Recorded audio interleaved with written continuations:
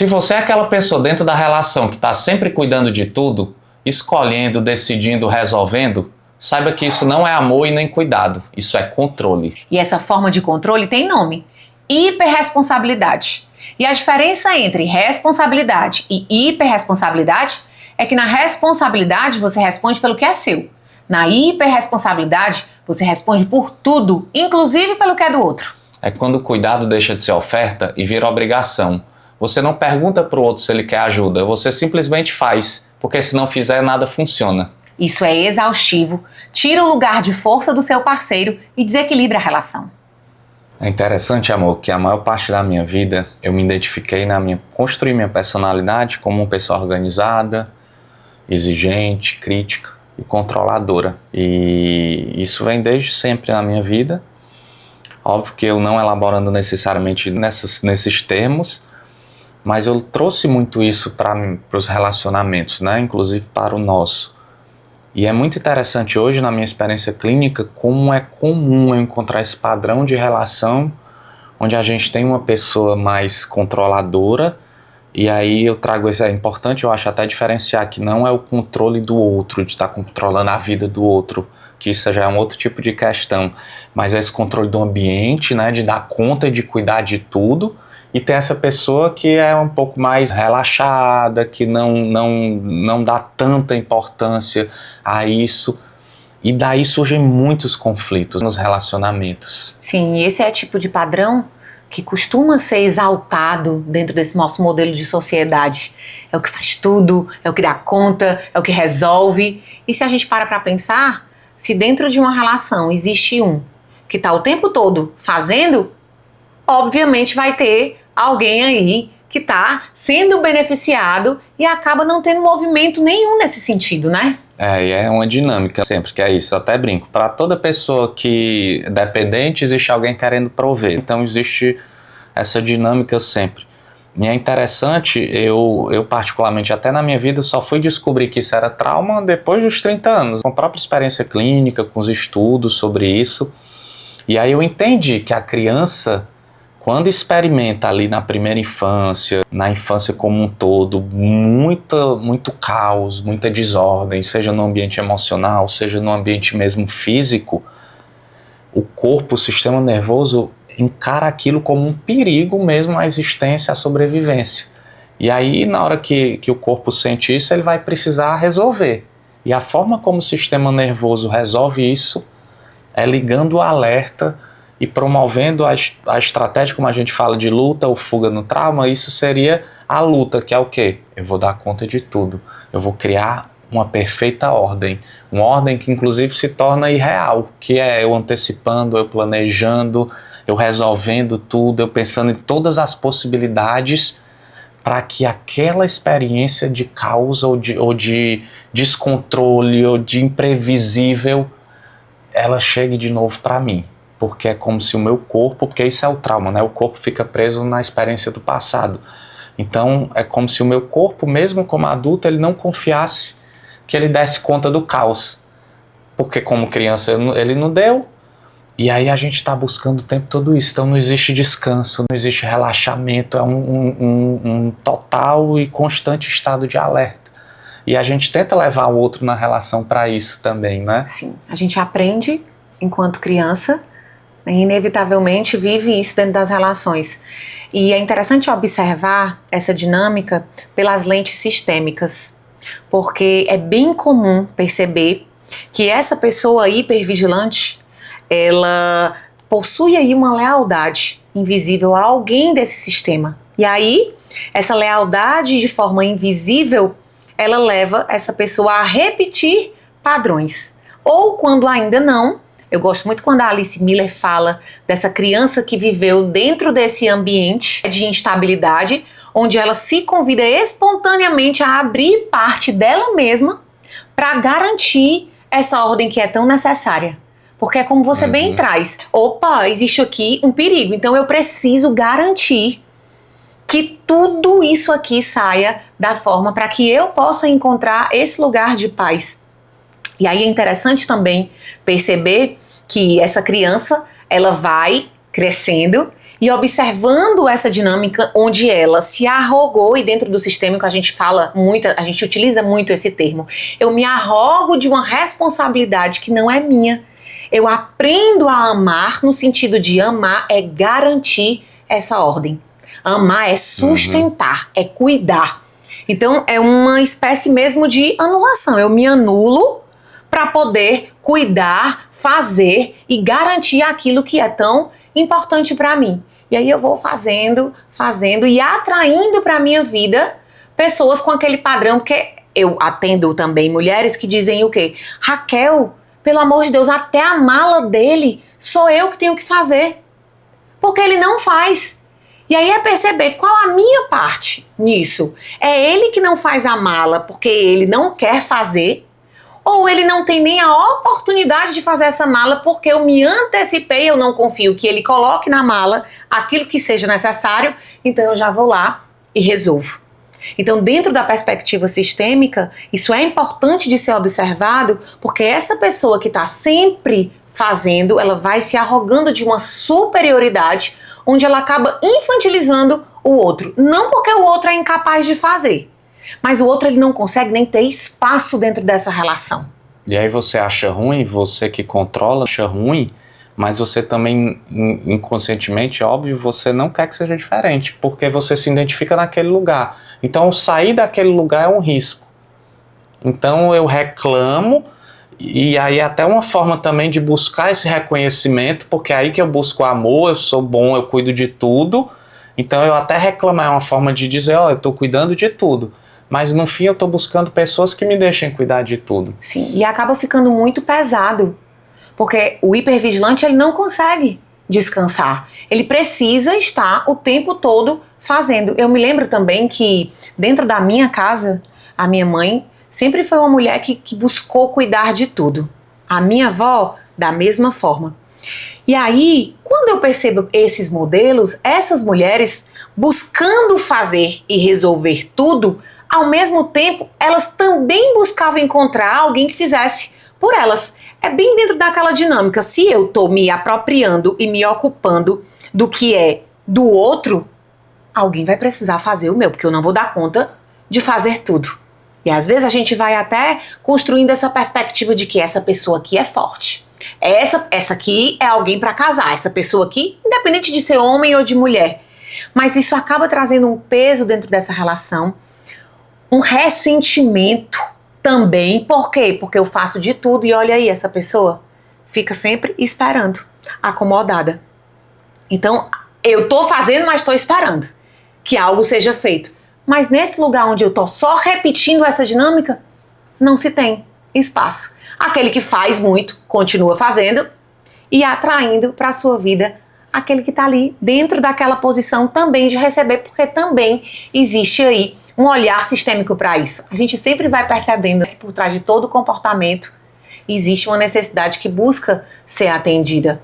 Muitas vezes, quando eu constelo casais, essa pessoa, esse parceiro que está ali fazendo, ele vai se arrogando de tamanha superioridade que essa relação acaba sendo parentificada. Então a mulher, muitas vezes, está ocupando o lugar da própria mãe do parceiro. E aí essa dinâmica vai tirando a força dessa relação, desse vínculo. E aí é interessante, amor, que eu fico lembrando, e isso me marcou muito durante o início da nossa relação, que foi quando tu me trouxe aquele medo, né? Eu trazendo esse padrão do controle, do fazer tudo e da exigência de que tudo esteja perfeito no lugar, tanto nas coisas menores do dia a dia de casa, por conta da minha história de vida, né? Que eu sempre morei só, precisei morar só. E aí sempre tive todo esse domínio dos afazeres domésticos e de resolver o que precisa ser resolvido, de burocrático, enfim. Quanto também dessas coisas, aí de planejar na hora de sair, planeja tudo, onde é aquilo, qual lugar que vai, olha no mapa, quanto tempo leva, planeja com antecedência, que horas é, né, que vai ser. E aí eu lembro que me chocou porque me trouxe, opa, isso é um problema. E eu sei que eu sempre trouxe isso para todas as minhas relações, de que você falou que começou a ter o medo. Comecei a ter medo que o Átila vá me cobrar ou vá me criticar, porque muitas vezes isso não necessariamente é uma crítica direta que acontece, mas essa coisa de sempre pontuar o que não ficou no lugar, o que não foi feito. E aí isso traz até um sentimento, né, de não reconhecimento, de invalidação, porque é isso que eu fui percebendo. E que dentro do meu processo eu fui entendendo que isso é cansativo para mim e que isso realmente atrapalha a relação. Que você não descansa e você não dá espaço para o outro. Por quê? Porque no nível que se chega, como isso é um padrão de sobrevivência, num nível normal, onde a pessoa não está sobrevivendo, ela nem precisa desse nível de exigência, desse nível de excelência na coisa. Então é óbvio que a pessoa não vai fazer nesse nível de excelência, porque não precisa, porque não é uma questão de vida ou morte. Mas para quem faz, ainda é uma questão, porque o corpo ainda sente assim. Então não é, a gente não consegue, nós que temos esse padrão, a gente não consegue discernir se realmente é não precisa, porque às vezes precisa, algumas coisas na vida precisa ser num padrão maior. Mas é o tempo todo, é em tudo, nas pequenas coisas. Numa louça, é numa roupa, é em tudo. Né? E aí não existe esse espaço para descansar. E aí eu me lembro que quando a gente teve essa conversa, eu estava ali bem emocionada, porque como eu aprendi na minha infância que para eu ser amada, eu precisava estar ali fazendo e correspondendo, quando eu recebia a crítica, existia um sinal de alerta no sentido de, se eu continuar errando, eu não vou ser mais amada. E aí inseguranças vivas desse passado, elas vêm e surgem de uma forma de que, se eu não estiver olhando e de forma consciente perceber qual a origem disso, isso vai minando a nossa relação. E é interessante porque quem está nesse padrão, como não há descanso, porque a ativação é o oposto do relaxamento, não existe intimidade. Eu não consigo construir a conexão e a intimidade que um relacionamento profundo exige. Então, e aí é que a gente precisa pegar a relação como a gente vê em muitas relações. A relação é funcional, mas não existe o descansar, não existe o confiar nesse nível mesmo de construir essa intimidade, de se conectar. Tá o tempo todo sendo resolutivo, o tempo todo buscando antecipar e gera até um certo ressentimento, né? Quando você vê o outro ali. E aí não existe espaço para isso. Sim, e aí é um ressentimento que vai sendo nutrido a cada falta. Por que eu trago isso? Porque assim, se você tá, por exemplo, no celular, enquanto eu tô lavando a louça ou resolvendo algo porque a gente vai viajar, o fato de você não estar me ajudando, porque, na verdade, eu nem comuniquei que estava precisando dessa ajuda, e às vezes é assim, Raquel, mas isso é óbvio. Será que eu preciso falar para o outro? E aí eu trago assim, bem, como é que é a dinâmica desse casal? Porque senão, se a gente observar apenas pelo lado da funcionalidade, tá funcionando. Se alguém tá fazendo, não tô precisando de mim, eu posso ficar aqui no celular, eu posso não fazer nada. Então a importância de revisitar. Por quê? Porque aquele também que só faz quando para, se sente culpado. E aí é uma dinâmica assim, opa, peraí, eu tô vendo, tô sentindo falta. Porque no começo eu posso olhar pra você que toma a frente e entender, olha o quanto que ele me ama. Esse homem é um homem maravilhoso, faz tudo. Só que isso, no decorrer do tempo, vai tornando você cansativo e criando uma imagem de mim que não necessariamente condiz à realidade.